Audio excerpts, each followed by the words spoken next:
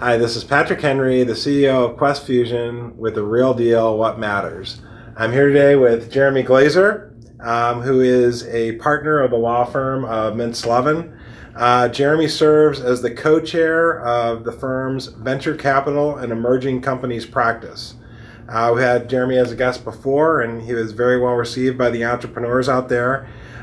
Jeremy has so many awards and recognitions in the legal field around startups that they're, hard to mention all of them, but most recently he was named the San Diego Venture Capital Lawyer of the Year.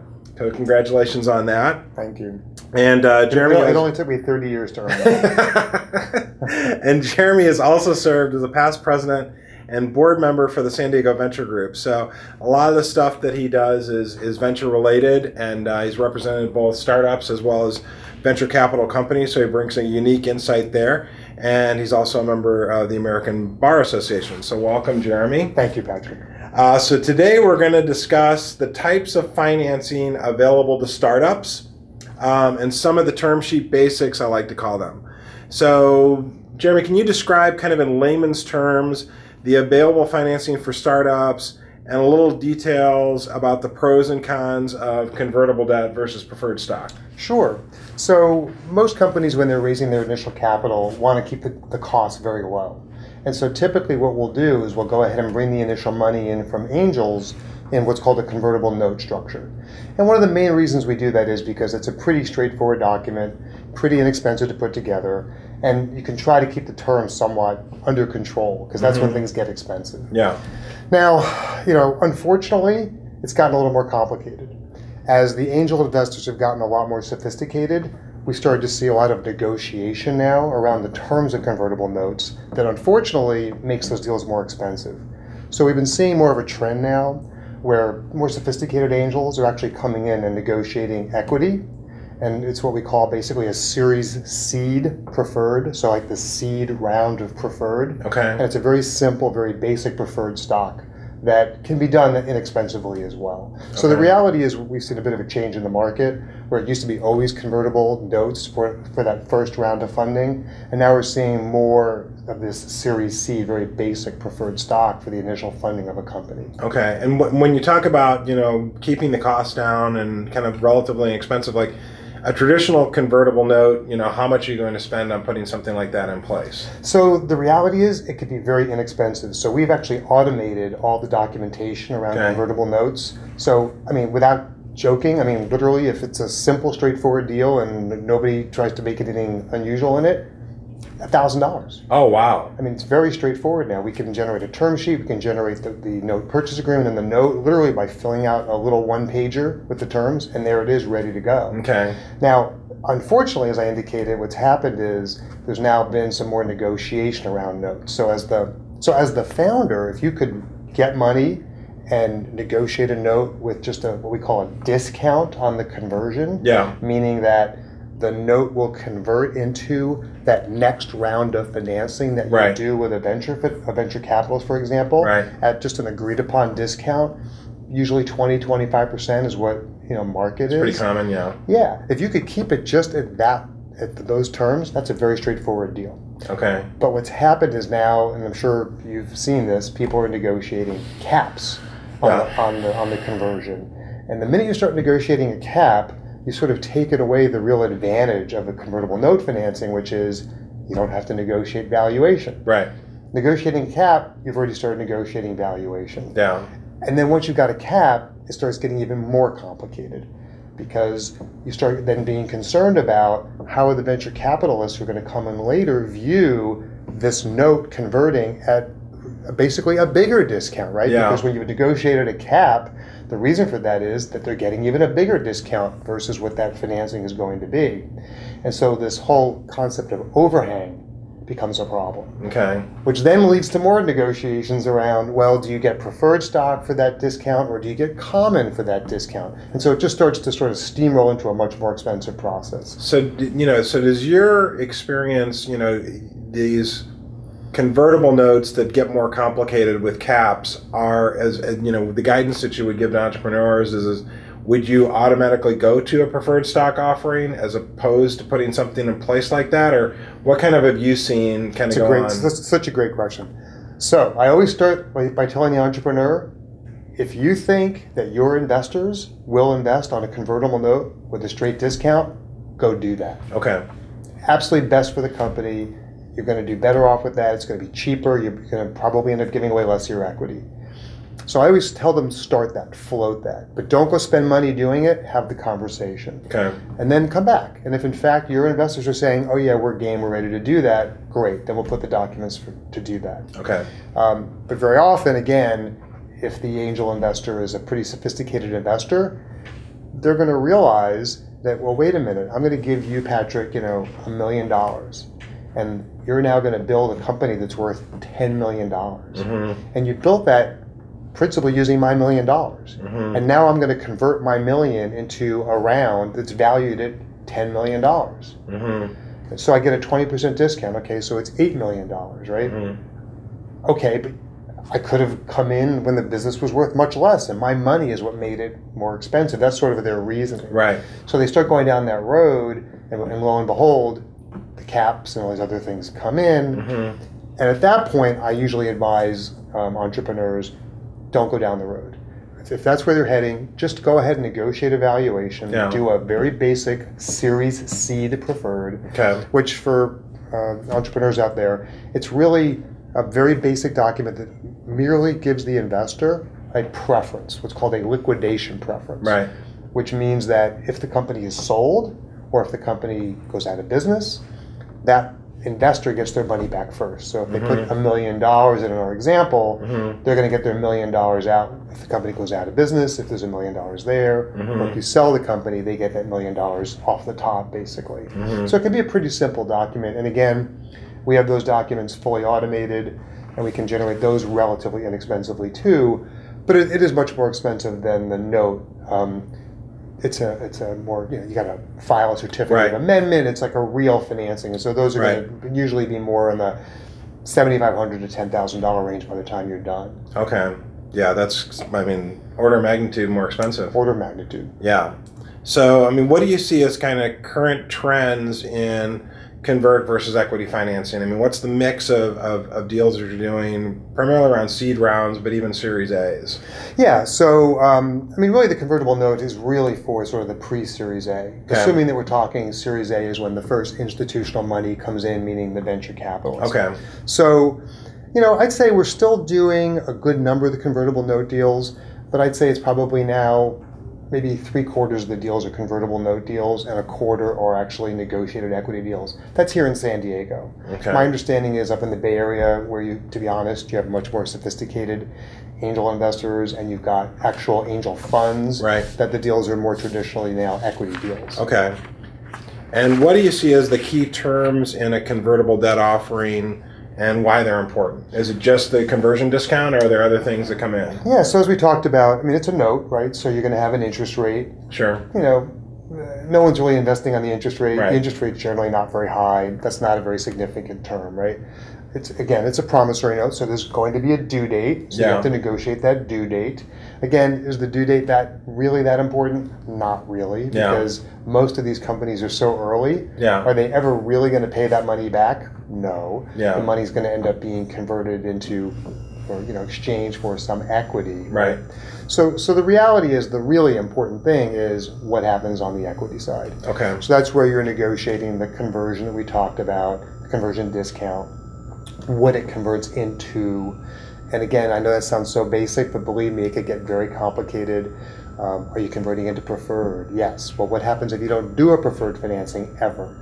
Does it convert into common? Okay, if it does, at what valuation does it convert into on the common? Okay. What happens if you sell the business before you do a preferred stock financing? What does it convert into? So you have to deal with all these sort of issues to make sure that the note sort of protects the investor, right? So they ultimately do get an equity position, which is really what it's all about. Mm-hmm. So there's a lot of little pieces along the way, right? And we talked briefly about once you've negotiated the discount, then you get into the whole conversation about, well, okay, do I get those discounted shares in the same preferred stock as the VC's getting? Mm-hmm. Do I get it in some different security? Do I get it in common? Do I get it in a different type of preferred? Yeah. So it could be all kinds of iterations. Yeah.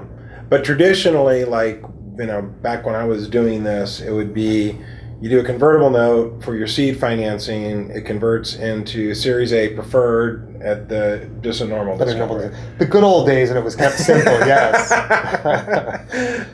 And then how about in a preferred stock offering, especially kind of early stage, whether it's a Series Seed, as you call it, or a Series A, what do you see as kind of the current deal terms that are most important there? Sure. So again, the Series Seed, the goal is to try to keep it very simple, because when we're talking about this initial fundraising, $1 million, you don't want to spend a lot of money on legal fees. Yeah. So we really try to keep the focus on the liquidation preference. Obviously, valuation, crucial. Yeah. How much of the company is the investor going to get for their $1 million investment? Right.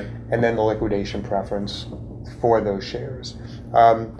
Unfortunately, these things can also get fairly complicated. Mm-hmm. So we've got form documents that are based on the Series Seed documents that are actually out there publicly on the internet, which try to keep it simple. So trying not to get into negotiations around things like, are there registration rights for the investors? Meaning, can they get their shares registered if the company were to go public? Yeah. Are there dilution protections? Trying to kind of push all those issues to the Series A round and saying, hey, look, whatever rights the Series A investors get later, you'll get those same rights too. Okay. So you're trying not to negotiate some of these things that can be very time consuming and maybe not all that relevant this early on in the investment. So that could actually be a deal term then, is, all the bells and whistles, goodies that the Series A offering gets, you automatically get that on your stock. Exactly. Okay.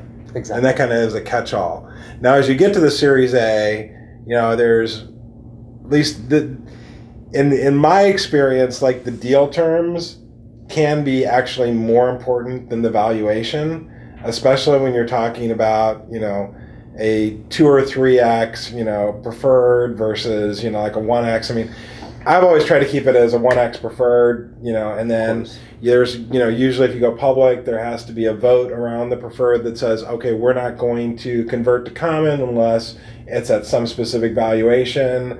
There could be blocking rights. There could be all these kind of crazy things. So, and if you're an entrepreneur and you have a company, what are the key things that you would try to make sure you have in a preferred stock offering, and the things you would try to avoid? Sure.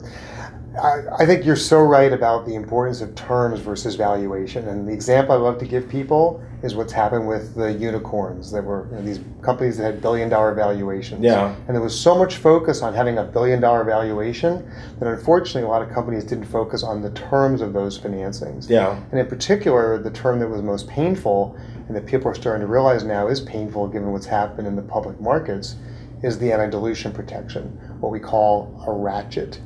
Yeah. So a lot of those unicorn financings, even though they had high valuations at sort of that pre-IPO round, yeah, they provided that if the IPO or even a private financing, but in this case, the IPO is the concern, yeah, is not at some predetermined valuation or multiple valuation, that their conversion price would reduce down, meaning they get more shares, they're protected. So it's an anti-dilution protection based upon this very high valuation and expectations of returns that by not being realized are resulting in a bunch more shares being issued to those initial investors. And what happens when a bunch of shares get issued to the initial investors?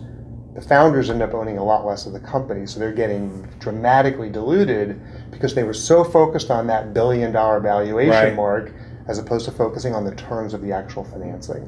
So you could be in a situation where you think you own 50% of the company, and depending upon what happens with these anti-dilution shares, you might own 10 or 20% of the company. That's right. And then you mentioned also liquidation preferences and the potential for multiple liquidation preferences.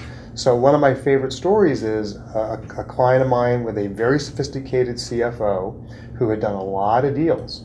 And when the company was looking to get sold, the CEO asked the CFO to go ahead and run an analysis as to what everybody would get on the sale transaction. Yeah. And so the CFO provided the analysis. And we instantly looked at it and realized, well, wait a minute, you just took the $100 million sale price and divided it by the total outstanding shares. Yeah. But that's not the way it works. Yeah. This company had $100 million of venture capital in it. Yeah. And the preferred stock financing gets the money first. Yeah. So when he redid the analysis, he realized that the common stock was basically getting nothing. Right. And so you need to be very aware of the fact that on a sale transaction in particular, the amount of the liquidation preference, whether it's 1x or 2x, is extremely important. And then there's a whole nother term about whether or not your preferred stock is a participating preferred, as you know about, or a non-participating preferred. Yeah. So talk to us about the differences between those two things. So I think this is one of the things I learned as an entrepreneur that's actually very important. Absolutely. So the simplest way to understand the participating preferred is it's basically saying that your investor, again, our example, let's say the investor put in $1 million. Yeah. That investor is always going to get that $1 million back first, even if your deal is phenomenally successful. Yeah. So as opposed to them just converting their preferred stock into common and then sharing the whole pool on a pro rata basis, if it's a full, what's called a full participating preferred, it doesn't matter how much the company sells for, they're always going to get back that initial liquidation preference, which, as we talked about, could be 1x, could be 2x, depending upon what's negotiated. And then in addition, they then share in all the remaining proceeds as if they had converted their preferred stock to common stock. Right. So the key for entrepreneurs out there is, look, there's a lot of deals done with participating preferred, and obviously everything's market driven, whether you can negotiate something different. But if you have the market power to do it, you want to, at the minimum, negotiate a cap on that participation. Right. So that at some point, when there's a successful M&A exit, they're going to convert and they'll give up that initial liquidation preference and just be sharing equally with the common on the sale proceeds. Right. Now, in the event of a public offering, there's this, requirement that everybody converts into common. Correct. So you give up your preferred rights. What are the things you have to look out for in terms of those things? And kind of with the advent of the Jobs Act, you can actually stay private for a lot longer and maybe even have what I would call liquid stock that you can trade even though it's not in the public markets. What are the kind of red flags and yellow flags, that an entrepreneur needs to look out for in those situations? Sure. So, again, I could tell the story of a company that had negotiated some terms around when the stock would convert at the IPO. And because the valuation that was negotiated as to when that automatic conversion could happen hadn't been met, they had to go get a vote of the preferred stockholders in order to convert and do the IPO.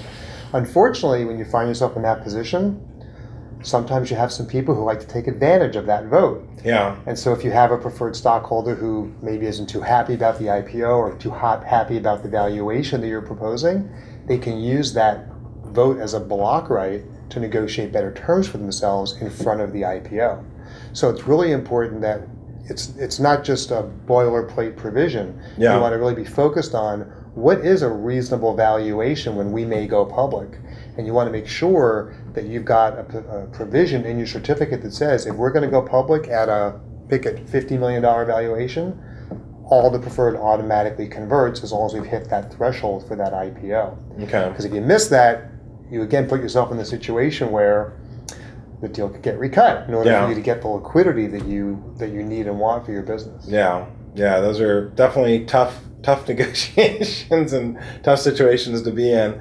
So, I mean, if you were gonna summarize, in a convertible debt offering, you have a variety of different terms, but the real salient term, the most important term, is the discount. Correct. And then in a preferred stock offering, in a Series Seed, a lot of these deal terms really don't matter. So it's really is it a 1x preference? It's valuation and liquidation preference. But then as you get into later rounds, Series A and beyond, things like anti-dilution shares, things about when the things convert, participating versus non-participating preferred, all those things. Blocking rights, voting rights, board seats, rights of first refusal on potential future financings, co-sale rights, which are where allow people to jump in and sell. I mean, they get pretty complicated. There's a lot of things that get negotiated as you get to that Series A deal, which, again, at that point, theoretically, you're raising enough money that all those issues can be addressed. The thing that concerns me is, unfortunately, when you find angel investors wanting to negotiate all of those terms in small transactions, $2 million and below raises. Yeah. That can just get really expensive and prohibitive. Yeah, I understand. So I mean, many of us have watched Shark Tank, and it seems like the only part of the discussion is on valuation and the amount of capital being raised. Clearly, that's a little bit misleading for the entrepreneurs out there. Very much. There's a lot of things that you have to consider in addition to that. And then, But it is entertaining to watch. It's very entertaining, especially Mark Cuban. Right, and nobody wants to watch a negotiation or a registration rights. I promise you, you'd all be asleep. I would never make it on television. So obviously, with all these different deal terms, it's obviously, at least to me, you need to have an attorney or a counsel, a general counsel, to help represent you on these kinds of financings. But you've made it simple in terms of, at least as Mintz Levin, that some of this stuff in terms of the keeping the costs down, if it's a very simple convertible note or even a simple kind of series seed, preferred stock offering, you can do it at a much more reasonable cost. So how, as an entrepreneur, what would you look for in terms of selecting an attorney, and how do you access some of this basic information from you guys? Sure. So look, it's important to have someone who does a lot of these transactions and can negotiate the terms of that convertible note or that preferred stock financing. Yeah. But the reality is all these issues are really looking towards the ultimate exit, meaning an IPO or an M&A. Right. So whatever attorney you use to do these deals, you want to make sure that attorney has also done initial public offerings and has also done M&A selling companies. Right. Because without knowing how those transactions work out, Yeah. they could potentially make some serious mistakes in negotiating the terms of whether it's that convertible note or, more importantly, the terms of your preferred stock financing. Okay. So that's a really important thing to ask when you're going to work with somebody. As far as getting access to these resources, we at Mintz Levin, we've really been focusing on how do we get good information to entrepreneurs in a very cost-effective way. Yeah. That was certainly behind our automating some of these more basic documents to try to keep the costs down for entrepreneurs. In addition, we've recently launched a website called Mintz Edge. And Mintz Edge has a lot of free resources for entrepreneurs to help them answer those basic questions that we've been talking about. Okay. What is a convertible note? Yeah. What is a term sheet? Yeah. What is preferred stock? Yeah. How do I negotiate a valuation? What should my business plan or executive summary have in it? All those issues are on the website. That information is available for free at mintzedge.com. Okay. And in addition, we have a resources page that links out to a lot of really good resources that we've found useful for entrepreneurs over the years. Okay. That you can link out to that have a lot of great information about all aspects of venture capital financing, Okay. cap tables, experience in negotiating deals, things like that. So I would urge your viewers to go to that site, Okay. peruse it a little bit, and I think they'll get a lot of good information there, all for free. Awesome. That's great. So clearly, at least in my experience, deal terms are as important, sometimes more important than valuation in a preferred stock offering. You need to have good advice. You need to have a good counsel representing you. You want to do that cost effectively, obviously, but I think you don't want to overly cut corners, when you're talking about, putting together a real company. And I have even seen situations where venture capitalists will pass on a deal because the cap table isn't clean, as they say, or there's major issues, even if they like the company. Not always the case, but those situations do occur. So being mindful of these things, I think, is really important. And I think you just said something so important. We should just touch on that. So many entrepreneurs get so focused on valuation when they're raising their money that they forget that this first round is just the first round. Yeah. That they're going to have to go raise money from a venture capitalist. Yeah. And if you raise money at a valuation from a bunch of unsophisticated investors, Yeah. at a valuation that doesn't make sense, meaning it's too high, Yeah. you've created a real problem for yourself when you go out to venture capitalists. And you're right. Yeah. I've seen lots of the venture capitalists walk away from transactions because of that. Yeah. Well, this has been great.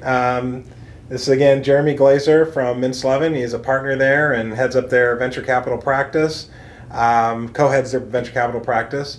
And this is Patrick Henry from QuestFusion with the Real Deal What Matters.